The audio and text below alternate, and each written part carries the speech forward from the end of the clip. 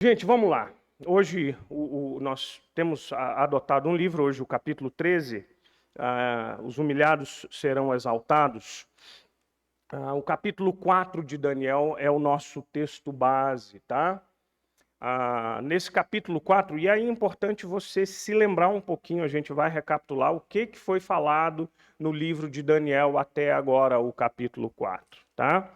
Mas esse capítulo 4 é esse sonho de Nabucodonosor, que nós acabamos de ler. Ele vê uma grande árvore, tão grande que os animais da terra se abrigavam, que as aves achavam alimento nessa grande árvore, mas de repente ele vê um ser celestial. Ele descreve como um santo do céu. E esse ser celestial decreta e condena, dizendo: a sua folha vai ser cortada. Você e o seu tronco será atado ao chão em cadeias, tá? Para a gente se lembrar, gente, a figura de Nabucodonosor, muito curioso, e é preciso que você entenda. Para a gente se lembrar da história bíblica, o texto bíblico, a gente faz tanta confusão. Você precisa se lembrar que Israel, todo o reino de Israel, tinha sido dividido por causa das lutas e dos pecados desse povo. A gente ficou duas partes de um reino, o reino do norte e o reino do sul. O primeiro reino foi levado para o exílio e esse reino nunca se refez. A parte sul do reino de Israel, a região de Judá, anos depois fora levada ao exílio babilônico. E aí você vai encontrar relatos disso, você vai encontrar profecias de Jeremias, que foi um profeta que profetizou no tempo que antecedeu o exílio, durante o exílio, todo o horror do exílio, esse grande reino babilônico. Gente, essa era a geopolítica da época, tá? O reino crescia o desejo expansionista, os caras iam conquistando tudo, e a Babilônia era a grande potência geopolítica da época. E se você ler um livro para você também entender, óbvio, lê os livros históricos da Bíblia e o seu contexto, lê as Lamentações de Jeremias, você vai ver, porque como a gente fica longe daquela realidade, a gente talvez não enxergue a dor daquela gente.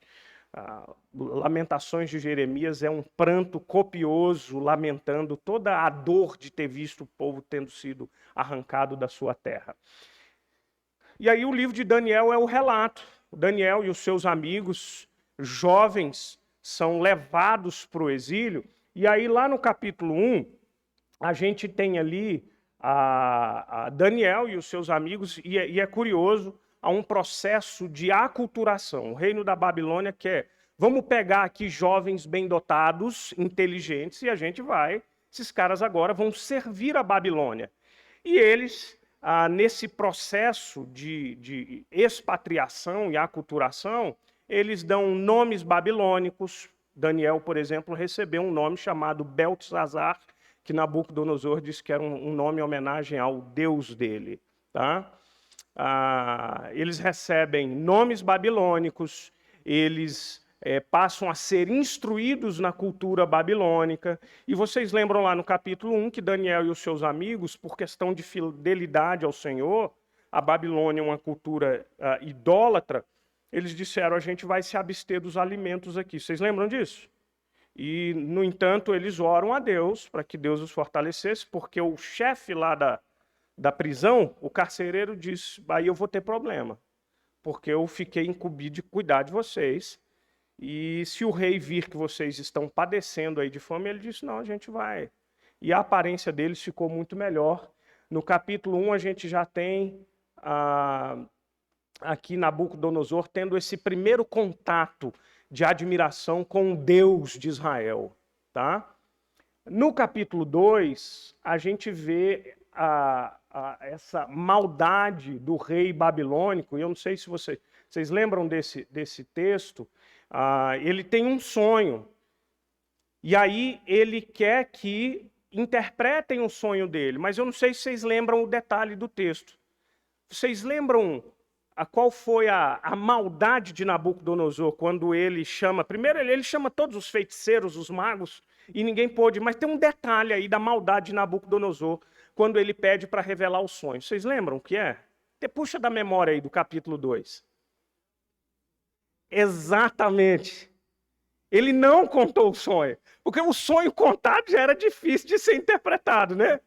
Ele não conta o sonho. Ele chama Daniel e tipo assim, vamos ver se esse Deus seu é bom mesmo, você vai revelar o meu sonho. Ok, rei, qual é o sonho? Não, eu não vou contar. Você vai pedir para o seu Deus te mostrar qual é o meu sonho. E você vai interpretar esse sonho. E Daniel ora ao Senhor. Sabe por quê? Porque o Nabucodonosor havia determinado que se não se revelasse o sonho, não só os amigos de Daniel morreriam, como todos os magos, feiticeiros e sábios da Babilônia. Todos. Deus revela o sonho a Daniel e Nabucodonosor fica extasiado. Capítulo 2, 47, a declaração de Nabucodonosor: o Deus de Daniel é o Deus dos deuses.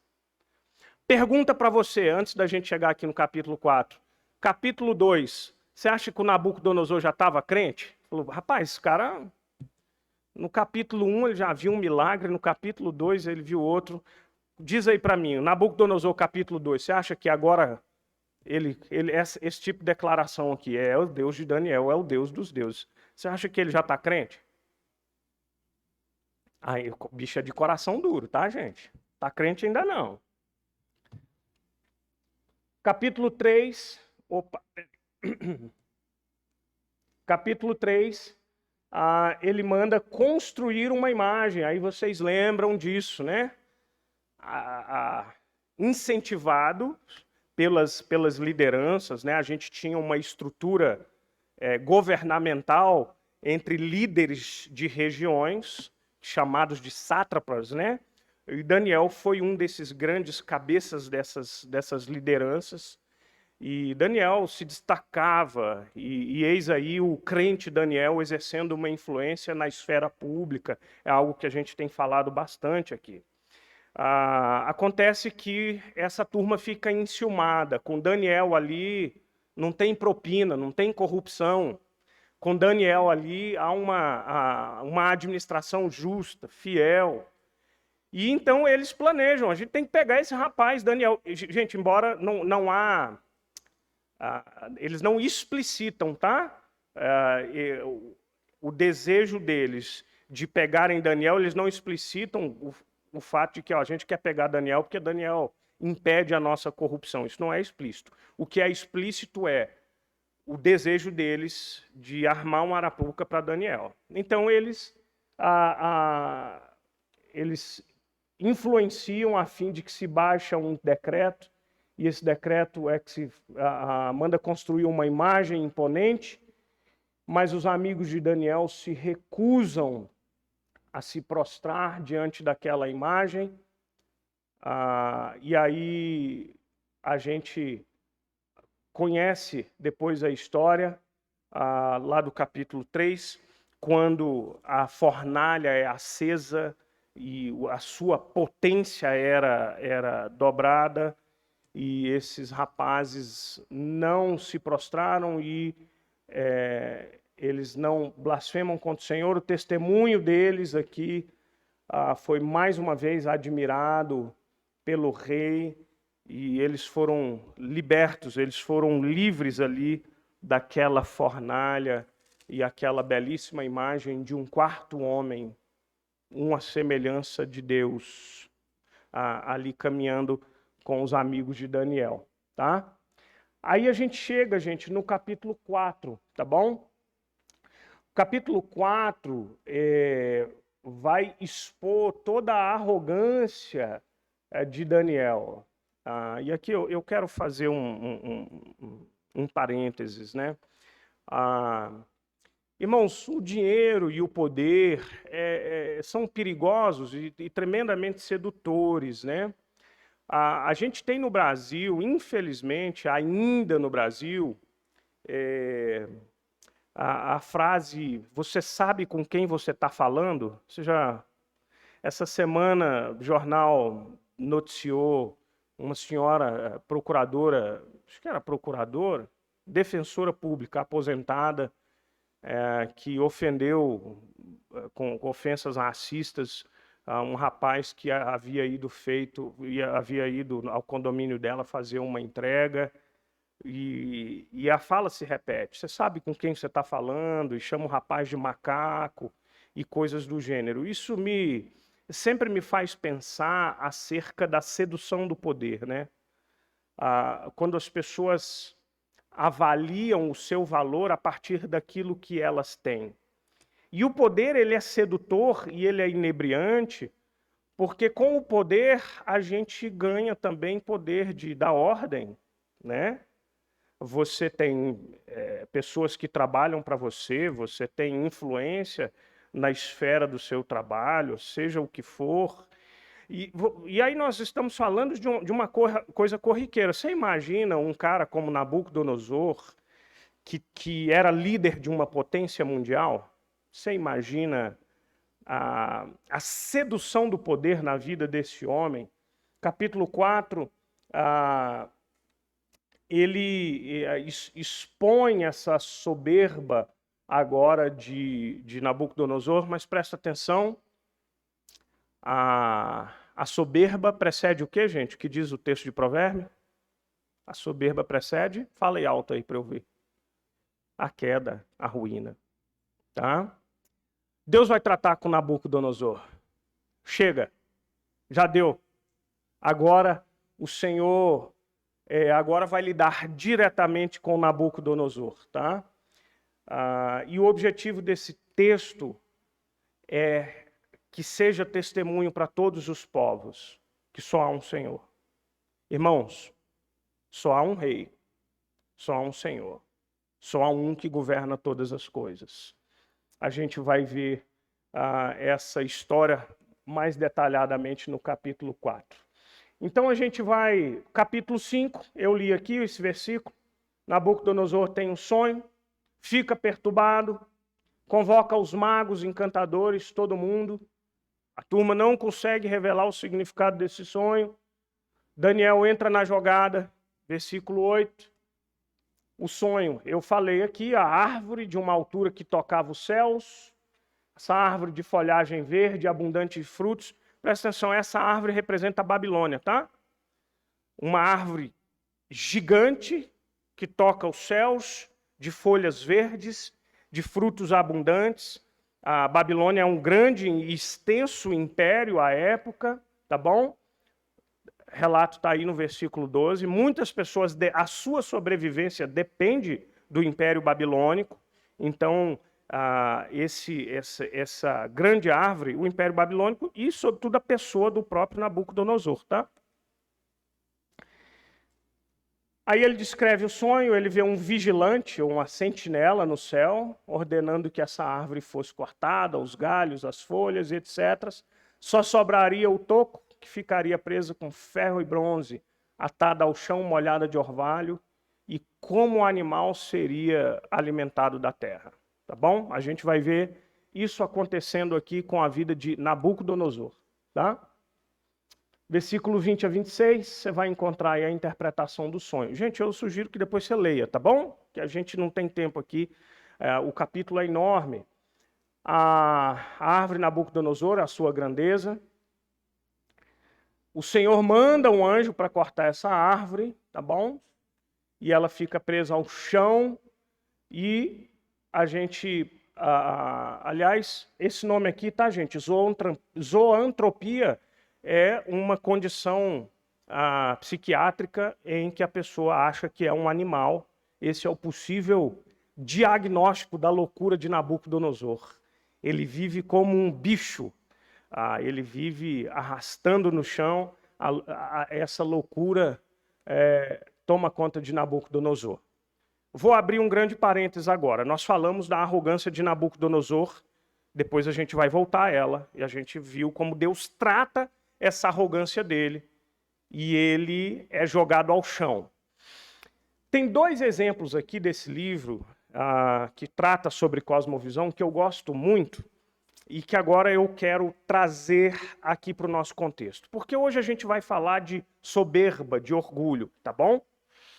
E agora eu quero fazer a conexão. O que isso tem a ver com o tema da cosmovisão? Deixa eu tentar exemplificar da seguinte forma. Esse livro aqui, são dois dos exemplos que eu me lembro. Quando ela fala, a Nancy Pearcey, ela fala que quando nos falta uma cosmovisão cristã, e aí lembra que cosmovisão, eu sempre dou o exemplo dos meus óculos aqui, através das minhas lentes eu enxergo a vida que eu vivo. A cosmovisão cristã, os princípios, os valores, a Bíblia como regra de fé e prática, ela precisa determinar a forma como você vive, enxerga e interpreta esse mundo, tá bom? Se você não tiver uma sólida cosmovisão cristã, é muito possível que você professe uma fé cristã, mas na sua vida secular, eu não gosto dessa minha vida secular, porque da ideia de que a vida eclesiástica está separada, o domingo está separado da segunda a sábado, e não está, tá bom?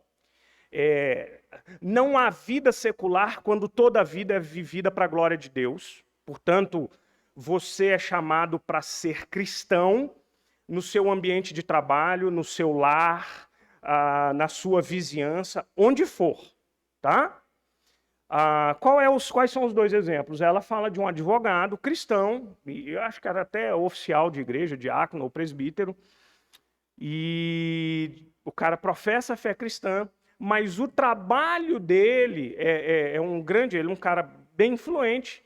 O trabalho dele como advogado é trabalhar para pessoas, e a função dele é encontrar brechas em contratos firmados para que você fique desobrigado de pagar a sua parte no contrato. E aí ela conta o quanto que isso... Fala, mas como que é você, cristão, ter como função trabalhar a fim de encontrar brechas para que alguém leve vantagem sobre outro alguém? Como funciona isso? Deixa eu dar um outro exemplo que... Esse outro exemplo aqui, a psicóloga, tá? Ela conta da história de uma psicóloga. A gente sabe que o aborto é legal nos Estados Unidos, eu acho que praticamente todos os estados norte-americanos, nem sei, mas na sua maioria. Eles têm um projeto chamado Planned Parenthood, que é paternidade planejada. Aliás, tem um filme que eu recomendo. Como é que é o nome daquele filme, meu bem? Puxa vida, que conta um filme cristão, que conta a história de uma moça que virou uma ativista. Ela é católica, salvo engano. Ela trabalhava na clínica de aborto e ela tem uma experiência dentro da clínica, no momento que está se fazendo o aborto, e ela vê o feto se esquivando. Ela fica tão chocada com aquela imagem, aí tem todo um processo, ela muda de vida e ela larga de trabalhar na clínica e vai ser defensora dos direitos dos bebês, dos fetos, tá? Bom, esqueci o nome do filme, tá no Netflix aí, eu vou lembrar, depois eu falo para você. Excelente filme, é um testemunho. Produção, Dani, procurei para mim. Tá procurando ali. Achou? Vamos lá. O Milagre da Vida. Obrigado, produção. Abby Johnson, tá? O Milagre da Vida. Filmaço, muito legal. Filme cristão. Aí ela conta a história de uma psicóloga crente, mas a menina trabalhava em uma clínica de aborto. Como é que você equaciona esse negócio aí na sua cabeça? Ela dizia, gente, olha, eu não levo no meu escritório, perdão, lá na clínica, lá não são os valores cristãos. Mas deixa eu te perguntar uma coisa. Tem como separar? Como é que faz? Como é que a gente faz? Deixa eu dar um exemplo para vocês, um contexto que eu vivo. Eu hoje, os irmãos sabem que eu tenho formação em psicologia. E eu não, infelizmente, eu não recomendo, eu não mando ninguém para um psicólogo que não seja seriamente cristão. Não mando, não recomendo, não vá. Procure um bom conselheiro, pastor, um conselheiro habilidoso, não vá. Porque é muito comum eu acho que a psicologia tem ferramentas maravilhosas que podem ser aplicadas para o seu socorro, a sua ajuda, mas as ciências humanas elas estão tão maculadas ideologicamente, não cientificamente, presta atenção, tão maculadas ideologicamente que são poucos os psicólogos cristãos, e eu estou falando de uma área que eu conheço, que conseguem integrar a sua fé cristã ao seu trabalho clínico. Eu tive um conhecido que me procurou e me pediu ajuda. Ele disse assim: pastor, eu levei a minha esposa em 4 psicólogos e primeira, segunda sessão eles estavam dizendo que o problema dela já era separar, terminar o casamento. Qual é a base científica ou racional, ou seja o que for, para a gente achar que a melhora da sua saúde emocional passa pelo divórcio? Há um viés ideológico, há uma pressuposição de que você tem o direito de ser feliz, não importa o quê. Mas aí a desonestidade acadêmica vai pegar alguns livros que falam da saúde emocional e dos benefícios de casamentos que são duradouros. Eu sei que aqui tem casais de muitos anos de vida conjugal. Fala, Sérgio.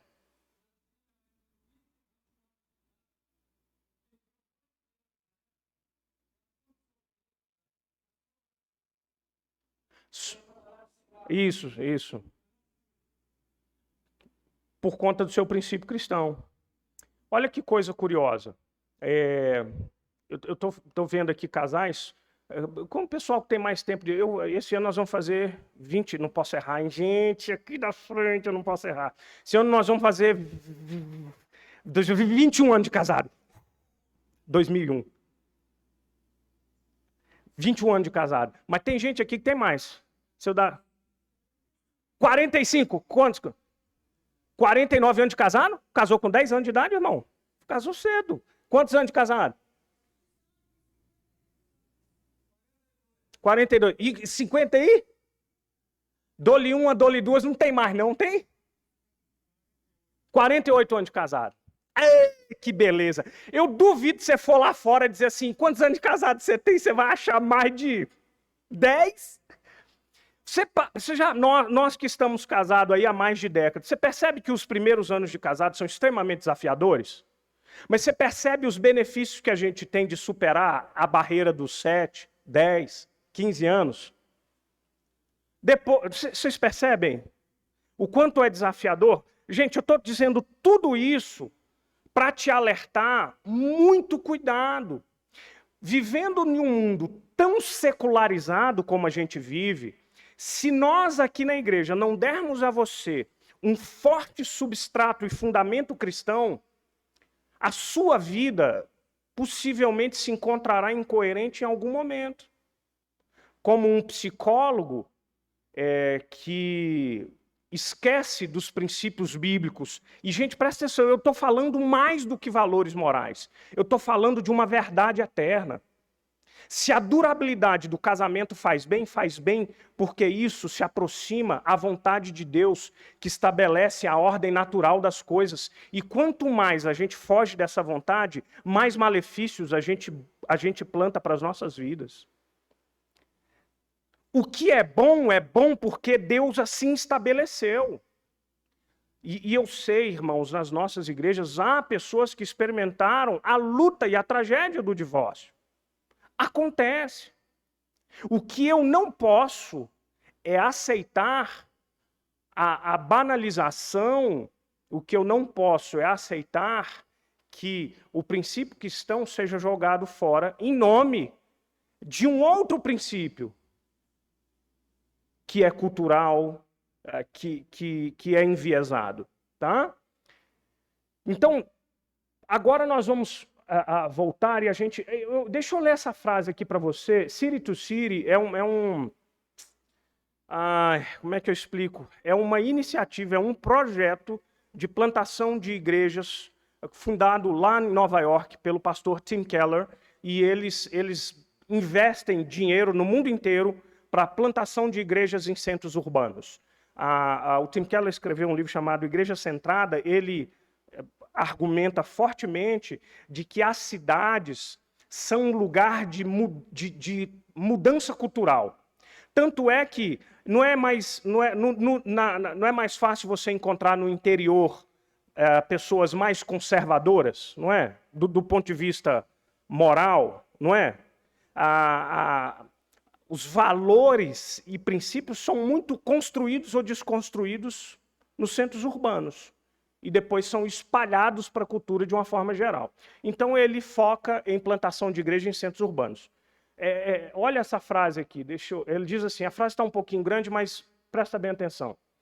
Indivíduos podem professar uma fé religiosa, se dizer não seculares, todavia na prática a existência de Deus pode não ter impacto perceptível algum nas suas decisões e conduta de vida. Isso acontece porque uma era secular, até mesmo as pessoas religiosas, tendem a escolher namorados, cônjuges, profissões e amizades e a tomar decisões financeiras sem ter outro objetivo maior do que a própria felicidade pessoal. Sacrificar a paz, a riqueza pessoal em favor de causas transcendentes se torna algo raro, mesmo entre quem afirma crer em valores absolutos e na eternidade. Mesmo que você não seja uma pessoa secular, a era secular consegue esgarçar ou secularizar a fé até ser vista como apenas uma opção na sua vida. Olha aqui para mim. Deixa eu tentar te dar. Eu gosto desse exemplo, eu li o Emílio Garofalo que disse. Imagina uma pizza, sabe aquele gráfico de pizza? Um círculo grande dividido em fatias semelhantes à pizza. Para a visão secular, cada parte dessa pizza é uma parte da sua vida. Trabalho, finanças, casamento, sei lá, tá bom? E a religião ou a sua fé é tão somente uma parte de outras partes. Sendo assim, a parte fé, religião, não se comunica com as demais áreas da sua vida. O que a sua fé tem a ver com os seus princípios financeiros? Nada. Como é que a tua fé influencia o uso dos seus bens? Nada. Você está secularizado se você não entendeu diferente, porque a perspectiva cristã é que, portanto, quer comais ou quer bebais ou façais outra coisa qualquer, fazeis de que forma, gente? Façais de que forma? Para a glória de Deus. Vou dar um exemplo para você, bem rápido. Finanças. Como os seus princípios bíblicos afetam as suas finanças, o manejo do seu dinheiro? Você dá dízimo, dá oferta. Aí você pode estar dizendo assim, pastor, você está falando em causa própria. Então tá bom, eu vou além disso. A gente está vivendo saímos aí de 2 anos de pandemia, depois o louco do Putin começou uma guerra lá que está afetando economicamente o mundo inteiro, e gasolina não para de subir, e preço de grãos, e é uma coisa afetando a outra. Não tem uma esquina que a gente não pare, que a gente não encontra uma pessoa pedindo. E, preste atenção, eu não estou dizendo que você tem que sair distribuindo o seu dinheiro, porque no meio dos necessitados reais tem a malandragem também, é fato, tá? Eu acho que você tem que ser cauteloso. Mas você já parou, eu já disse isso aqui na igreja, você já parou para fazer o exercício de pegar as suas finanças e ver quanto das suas finanças elas são para ajudar alguém? Ajudar alguém é abrir mão de uma coisa que você pode adquirir para abençoar uma outra vida. Você é generoso no uso das suas finanças? Se o seu princípio cristão não afetar o seu olhar financeiro, O único propósito da sua vida, a sua relação com o dinheiro, vai ser fazer desse dinheiro um Deus. Você vai ser escravo dele. E aí a gente precisa olhar para princípios bíblicos, que a Bíblia diz que quem tem mais precisa ajudar quem tem menos. A Bíblia precisa mostrar princípios bíblicos para mim, irmãos, de que tudo o que eu tenho é dádiva do Criador.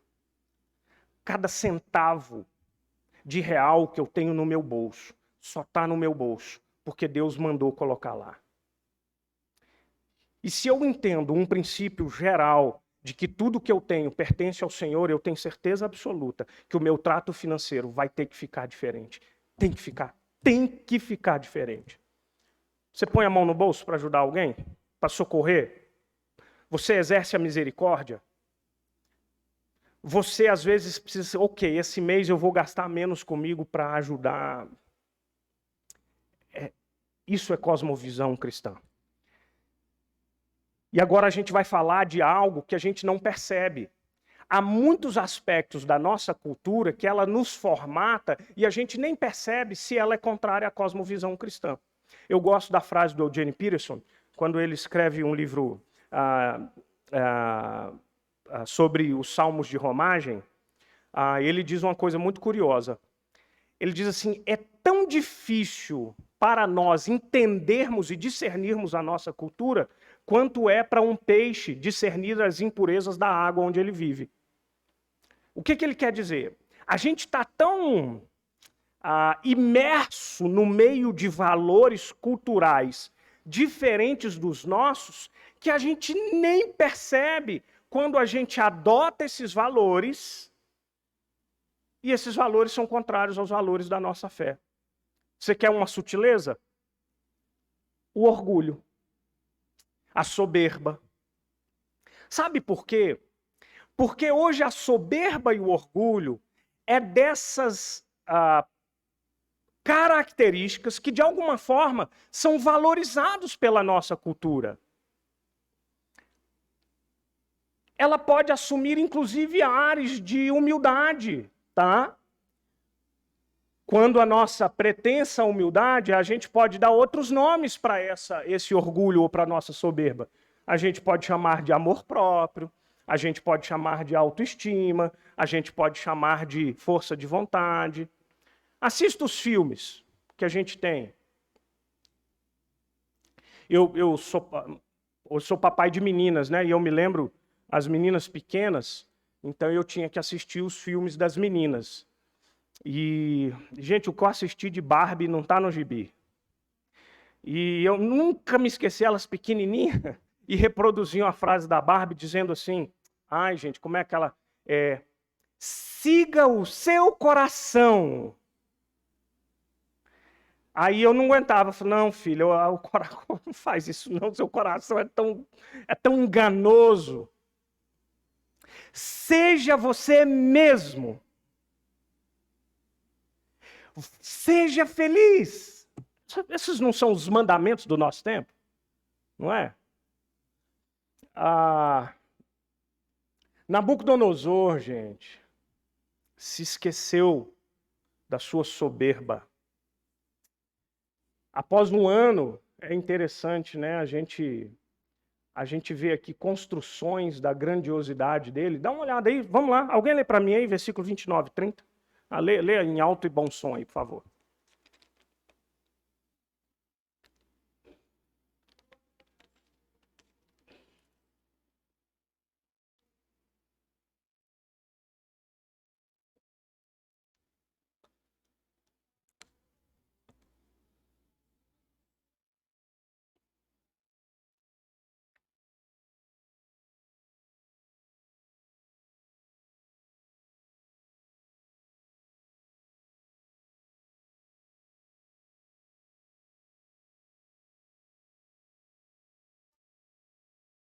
Olha, olha.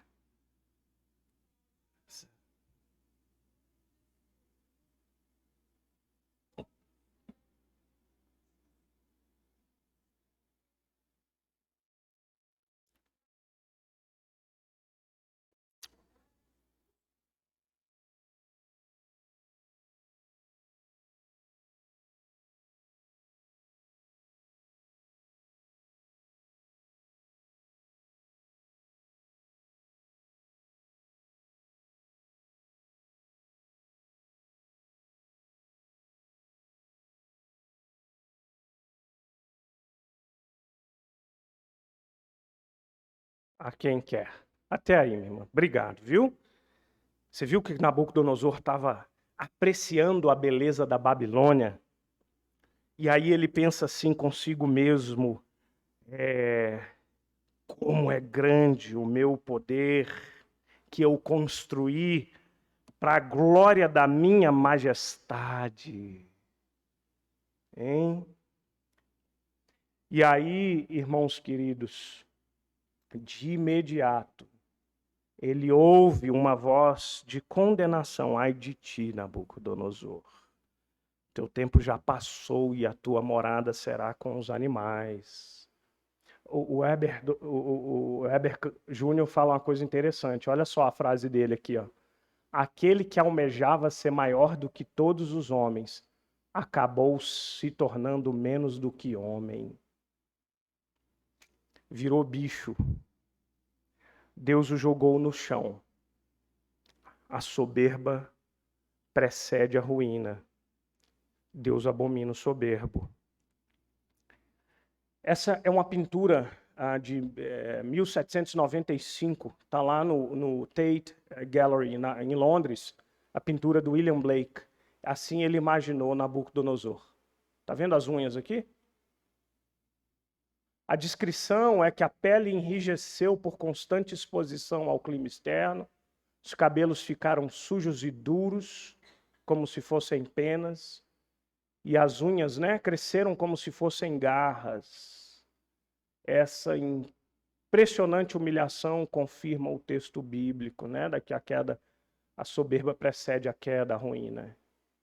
Eis o homem mais poderoso da terra, pastando como um animal. Perdeu o bom senso. Deixa eu dizer uma coisa, você já fez uma visita numa ala psiquiátrica de um hospital? Não é fácil, não. Você tem estômago para isso? As pessoas, quando saem de si, elas desumanizam-se. É pesado. Aqui do ladinho da gente aqui, ó, HPAP. Tem gente que nasceu lá na HPAP, né? Quando a função era outra, né, irmão? Às vezes a gente conversa, onde você nasceu? A pessoa fala com a vergonha. Nasci lá no hospital de pronto apoio de Taguatinga. Ah, no HPAP, né? Mas é porque era outra função, tá, gente? Tá bom?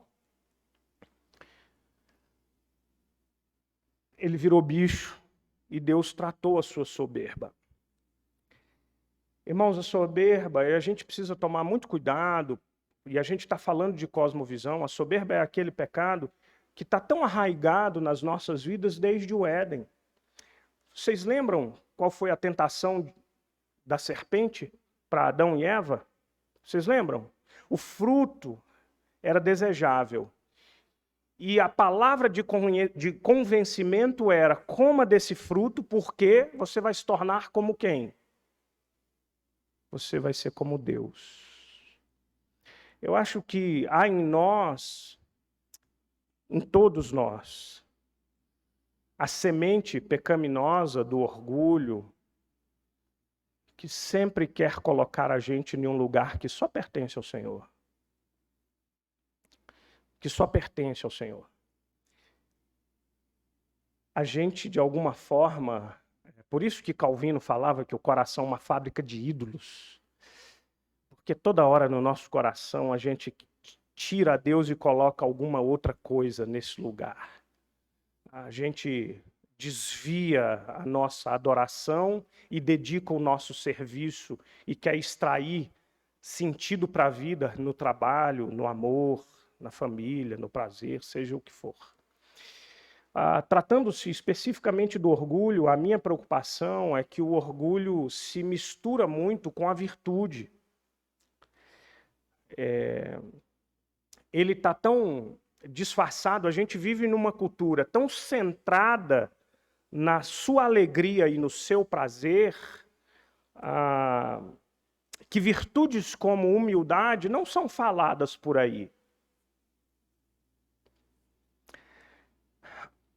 O George Swinock, ele diz que o orgulho foi o primeiro inimigo de Deus e foi o primeiro pecado e será o último que largaremos na morte. O orgulho é a camisa da alma, a primeira a ser vestida e a última a ser despida. Só na restauração de todas as coisas, na glória, a gente se livra desse orgulho, né? Esse senhor é o C.S. Lewis.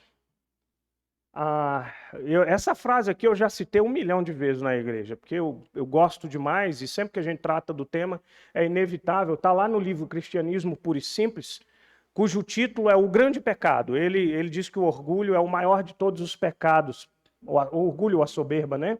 Ele diz assim, é pela soberba que o demônio se tornou demônio.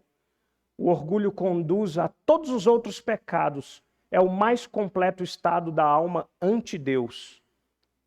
Em Deus, defrontamos com algo que é, em todos os aspectos, infinitamente superior a nós. Se você não sabe que Deus é assim, e que, portanto, você não é nada comparado a Ele, não sabe absolutamente nada sobre Deus. O homem orgulhoso sempre olha de cima para baixo, para todas as outras pessoas. E claro que fazendo assim, não pode enxergar o que está abaixo de si. Enxergar o que está acima de si, ou seja, Deus. O orgulhoso olha todas as coisas de cima para baixo e não percebe que há algo muito maior acima dele. O orgulho potencializa o desprezo para com Deus e o desprezo para com o próximo.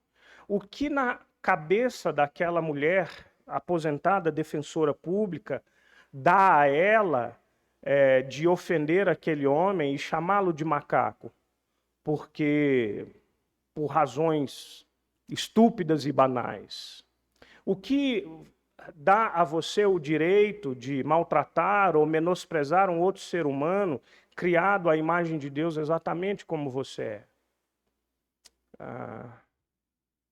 Cuidado. Porque quando Deus olha para mim e para você, nenhum dos valores que normalmente são tão valorizados na nossa cultura são contados para a avaliação de Deus. Aliás, a avaliação mais básica de Deus sobre mim e sobre você é a mesma. Todos pecaram. Eu e você não somos merecedores. Aliás, éramos merecedores do castigo. Mas Cristo, por graça, morreu por nós e nos ofereceu a sua justiça.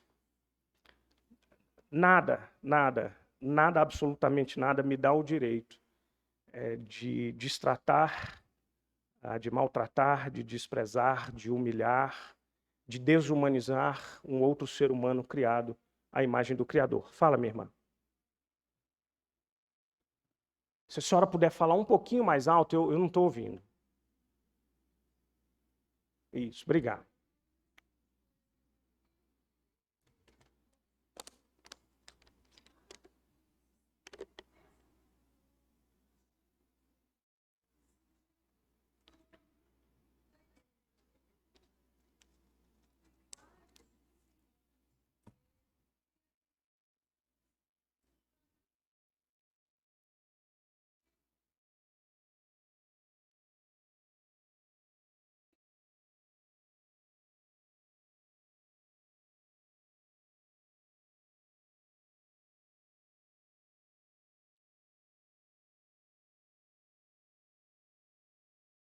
Isso. Isso. A Igreja do Senhor Jesus, e há uma coisa que a gente precisa sempre pensar e refletir. Nós somos uma comunidade de pecadores, tá, gente? E você vai encontrar pecado entre nós. Em mim. Mas o pecado não é a minha desculpa para a manutenção do erro, do orgulho. Não é, não pode ser. E aí deixa eu falar em nome da minha classe pastoral. Líderes cristãos estão em uma posição tão perigosa, porque pessoas nos colocam num lugar que não deveriam nos colocar, e eu não estou dizendo os líderes estabelecidos pela igreja, a gente vai ter eleição de oficiais. Deus demanda que você dê a eles o devido respeito. Que você respeite e obedeça às autoridades espirituais, é o que a Bíblia diz, tá bom? E aí eu estou falando de mim. Eu vejo pastores e eu vejo discursos em muitas igrejas de que você não pode tocar no ungido de Deus como se cada líder cristão fosse inquestionável ou inerrante. Irmãos, há histórias por aí afora que a gente se assusta profundamente. E a gente precisa se colocar no lugar onde o Senhor nos coloca. Seja qual for a atitude, para onde o orgulho nos levar, da gente achar que é maior do que alguém, ou seja lá qual é a sua postura lá no seu trabalho, avalie o princípio cristão e traga-o para a sua vida. E veja se a sua postura, de repente, não é revelada mais anticristã do que cristã. Olha o que diz aqui a Bíblia. Esse comentário aqui acerca do texto. As conquistas de Nabucodonosor, ele foi responsável pela ascensão do que chamamos de Império Babilônico, e na sua liderança o Império conheceu o seu apogeu. Ele acumulou riquezas. Essa aqui é uma imagem de uma das 7 maravilhas do mundo na sua época. Você sabe o que é isso aqui? Não é uma foto, tá, gente? É uma pintura, algo imaginado. Jardins suspensos da Babilônia, tá? É considerada uma das 7 maravilhas daquele mundo antigo. E o texto que a gente leu, Nabucodonosor se levanta e diz assim: esse é o império que eu construí para a minha glória. Tim Keller, nesse belíssimo livro, Deuses Falsos, ele diz assim: uma das grandes ironias do pecado, que quando os seres humanos tentam ser mais que seres humanos, eles acabam se tornando menos do que menos do que seres humanos. Ser o seu próprio Deus e viver para a sua própria glória, e poder conduzir ao tipo mais bestial e cruel de comportamento. O orgulho te faz um predador e não uma pessoa. Olha que coisa. Acho que Nabucodonosor representa bem isso aí, né? Porque o orgulho nos faz desprezar a Deus e o orgulho nos faz desprezar o próximo. Eu me desumanizo, eu perco em mim aquilo que é mais humano. Essa capacidade de amar, que Deus deu a toda a sua criação, a capacidade de exercer misericórdia. Eu embruteço. Sobretudo países como países europeus, a gente ouve notícias de que há uma população idosa muito grande, idosos que moram sozinhos. E aí descobriram um idoso lá, estava morto há 3 semanas na sua casa. E ninguém sabia, porque ele é sozinho. Onde é que foi que eu vi isso? Acho que aconteceu em Nova York. Um senhor caiu no chão e ali morreu. E ficou acho que quase ou mais do que hora ali agonizando no chão, e as pessoas na sua correria, ninguém o socorreu, porque afinal de contas você tem mais o que fazer, né? Percebe que essa capacidade de ter empatia, de olhar para o outro, ela desumaniza a gente? Eita, o tempo está passando, ó. Incapazes de olhar para Deus e olhar para o próximo, nós somos desumanizados. Estamos concluindo aqui, vamos pensar e discernir a soberba no nosso mundo. De que forma que a gente encontra a cultura do orgulho sendo glamorizada e incentivada? Aí, sei lá, eu coloquei alguns aspectos aqui. Você consegue enxergar em alguns desses essa cultura que sempre quer fazer de você o centro do universo, alguém que nunca pode ser frustrado? Você percebe essa cultura do orgulho, da soberba, de transformar você num semideus, né? Você percebe isso na educação, por exemplo? Eu digo educação formal, não educação do lar. Alguém poderia me dar um exemplo? Tem professor aqui, pensa em um exemplo aí. Pensa aí, Agnes. Você é professora já adolescente, né? de adolescente, né? É difícil para o professor, por exemplo, hoje corrigir um filho? Por que é difícil, Agnes? Porque a mãe vai querer ir lá bater na sua cara, não é? O que você imagina?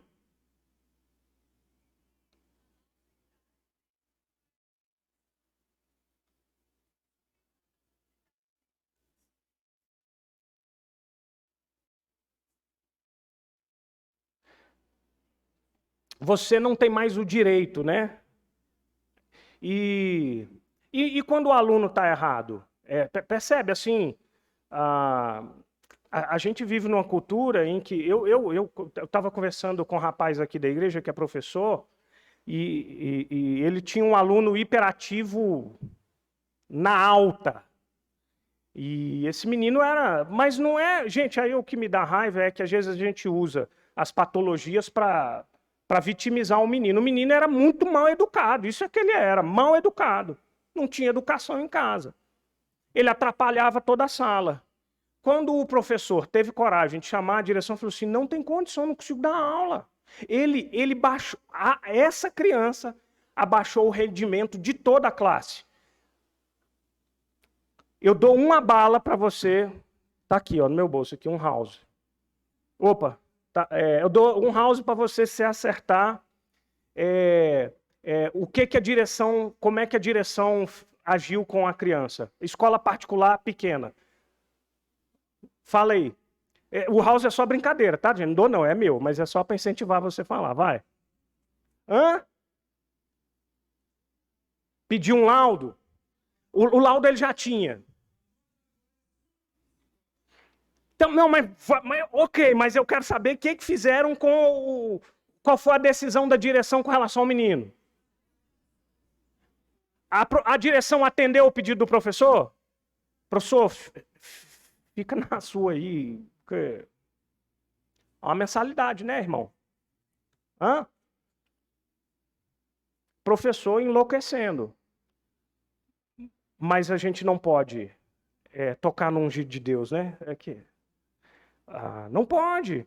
Percebe uma cultura em que se pode tudo? Em que há uma... Gente, presta atenção. Tem um conceito muito errado, o conceito do trauma, né? O pessoal não... Os pais não se sentem mais à vontade para corrigir os seus filhos. Aí a gente chega aqui na criação de filhos. Porque eu não posso traumatizar o meu filho. Não, gente. Quem traumatiza é o mundo lá fora. Frustrar, dizer não, ser corrigido, ser disciplinado. Isso faz parte da vida. Eu digo isso aqui direto, a gente quer encarpetar o chão que as crianças vivem, só que lá fora é vida de verdade. A gente cerca esses meninos de tantos cuidados e eu entendo que a gente vive num mundo muito mais perigoso do que o mundo de outrora. Mas a gente precisa saber os limites onde a manutenção do conforto e a necessidade dessa criança crescer e amadurecer. E eu costumo dizer que esses nossos meninos não têm musculatura emocional para enfrentar a vida, porque não desenvolvem essa musculatura. O professor está coibido de corrigir, porque ele não é mais autorizado para isso, porque afinal de contas, são meninos deuses, os estudantes que vocês cuidam. Na criação, a gente cria essa cultura de dizer para esses meninos, vai meu filho, você pode ser o que você quer. Deixa eu falar uma coisa para você, você sinceramente acha que você pode ser o que você quiser? Então, se você achar, eu vou pedir para você conversar com meia dúzia de pessoas aqui da igreja que eu conheço, que se em 2 minutos dele contar a história, você vai estar derramando alguns litros de lágrimas. Porque você vai ver o que a vida é dura. Fala isso para esse menino, que ele pode ser o que ele quiser, até ele perder a mãe para um câncer, ele encontrar a bancarrota financeira da família, ele enfrentar a separação dos pais, a morte violenta de um amigo. Pode ser o que você quer? Basta você desejar? Olha os relacionamentos, as redes sociais. Percebe que a gente glamourizou uma perspectiva de vida que é contrária aos princípios divinos e, no fim das contas, fazem mal. Gente, olha para mim. O que nós temos hoje de adoecimento emocional, pessoas com diagnóstico de transtornos de ansiedade, transtornos de humor, depressão e por aí vai. Porque esse livro eu já citei aqui na igreja, eu achei maravilhoso. Não é um livro cristão, é um livro de uma psicóloga, a Jean Twenge. Olha o subtítulo do livro. Ela fala da geração que cresceu com os smartphones, tá? Por que as crianças superconectadas de hoje estão crescendo menos rebeldes, mais tolerantes, menos felizes e completamente despreparadas para a vida adulta? Dentre muitas coisas que ela fala sobre... Você sabia que hoje crianças estão muito mais suscetíveis ao desenvolvimento de alergias? Já viu a quantidade de menino hoje? Intolerância à lactose, intolerância... Sabe por quê? Porque a gente não expõe esses meninos a certas... Na minha época, a gente comia caracol e lambia o chão, gente. Chegava em casa, a mãe dava... Como é o nome daquele vermífugo lá que todo... Anitta? Toda criança toma, né? Um barrigueiro para os meninos tirar os vermes. Mas crescia... Nós estamos tudo aqui, ó, fortão aqui, ó. Então os pais super protegem tanto que os meninos estão muito mais propensos a desenvolvimentos de alergias porque eles não têm contato com outras substâncias. Eles não desenvolvem a resistência. Nós dizemos que esses meninos podem todas as coisas, e esses meninos não podem. E aqui ela traz relatos devastadores sobre o nível de suicídio em crianças pequenas e adolescentes, entre transtornos de crianças dando ansiedade, transtornos de pânico, meninos com 12, 13 anos de idade tomando medicamento psiquiátrico. Esse menino nem começou a vida, pelo amor de Deus. O que está acontecendo? Esse belíssimo livro, de novo, do Tim Keller, ele diz assim, segundo a visão secular, o mundo físico é tudo que existe. Portanto, o sentido da vida é a liberdade de escolher a vida que nos faz felizes. Grande mentira. No entanto, por essa ótica, o sofrimento não tem papel relevante nela. Ele é uma total interrupção da nossa história. Não pode ser uma parte significativa dela. Sabe o que eu quero te dizer? A gente vai encerrar. O que eu quero dizer para você é claro que o seu filho, o seu neto, hoje é dia das mães, né? A gente precisa de afeto, a gente precisa de amor. Mãe e pai precisam olhar olho no filho do neto e dizer assim, um sonoro, eu te amo. Mas presta atenção. A gente não pode chegar ao ponto de que essas crianças acham que são mini-deuses, que não tem nada para ser corrigido, nada para ser confrontado, frustração que não possa enfrentar. Sabe por quê? Porque o sofrimento é parte inerente da nossa vida. Não tem como escapar. Não há como escapar. Essa perspectiva tem gerado pessoas doentes. Um dado interessante... Existe um manual norte-americano chamado DSM, que é o Manual das Doenças Emocionais, e o Dr. Spitzer tem essa entrevista, tem esse relato nesse livro aqui, tá? Ele, muitos anos depois, ele deu uma entrevista que ele dizia que na elaboração de um dos DSMs, que eu acho que foi o 3, hoje está no 5, ele disse que a visão de mundo começou a mudar de tal forma que passou-se a considerar como patologia qualquer tipo de sofrimento humano. Por exemplo, vocês já ouviram falar, esses dias eu perguntei, não sei se foi aqui, foi em outro lugar, hoje, por exemplo, professor lida com isso, transtorno opositor, não sei o quê, TOD. É transtorno opositor o quê? Desafiador. Eu falo que é transtorno opositor diabólico. Gente, menino não é mais mal educado, é transtorno opositor desafiador. Mas como trata? Dá um remedinho. Não, dá uma na poupança dele. Corrige, tira o videogame, tira a televisão, manda lavar 1 ano de louça na sua casa. E aí um pai às vezes me perguntou, pastor, mas olha, eu tenho uma filhinha, difícil, ela me confronta. Eu falei, você tem que ser mais forte que ela. E não estou dizendo que é amar sim, mas é a gente não desistir da correção. Sabe por quê? Porque isso vai fazer bem. Porque quando ela aprende a disciplina em casa, um dia ela vai ter um patrão terrível. E aí eu quero ver o TOD dela, o transtorno opositor desafiador, quando o emprego dela estiver em risco. Manda ela fazer isso com o chefão dela lá. Tá? Essa reportagem saiu há 2 semanas na Veja, A Ditadura da Felicidade. E aqui, para a gente encerrar, o que eu estou querendo te mostrar? Que todos os princípios de Deus, princípios bíblicos, quando nós fugimos dele, mais cedo ou mais tarde a gente vai colher maus frutos e a sociedade vai dizer, é verdade, vocês estavam certos. Sabe por quê? Porque a palavra de Deus é verdade. Sabe o que está dizendo aqui? Está dizendo que essa cultura de pessoal sempre... Na internet tem gente... Na foto de Instagram tem gente mal. Sabe que eu brinco? Eu falo assim, a comida que você come domingo de noite, quando você vai para sua casa, sabe aquele mexidão que você pega, que você fica aquele negócio feião, mas é uma delícia, né? Mas fica aquela massa homogênea que você come, aquele mexidão, você posta no Instagram, fala assim... janta de domingo, duvido que você poste. Vou fazer o desafio, quer ver, segunda-feira, domingo à noite, põe lá para eu ver isso na segunda-feira. Sabe aquele mexidão assim? Você jogar na parede ele não sai de lá mais nunca. Sabe por quê? Porque é uma vida construída, photoshopada, editada. E aí o pessoal está dizendo, essa cultura está adoecendo as pessoas, porque a gente não tem mais direito de estar triste. É isso que o cara escreveu um livro, tem um autor aqui, ele é europeu, esqueci o nome dele. Ele escreveu um livro, e aí a entrevista diz assim, qual a dica que você dá para o pessoal hoje? Você demita o seu coaching. Já vai te ajudar muito. A gente para aqui, lembrando de textos como Tiago, como Pedro, que a gente tem que fugir da soberba. Deus resiste o soberbo. Lembrando que você precisa trazer para si essa cosmovisão cristã e questionar valores que você talvez nem perceba, mas que você esteja carregando na sua vida.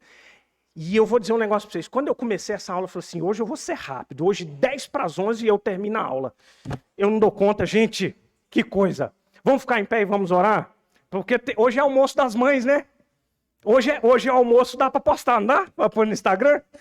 Vai lá, irmão, você que vai para um restaurante, vai pegar uma fila, vou orar para te liberar, você já pegar a sua senha lá, tá bom?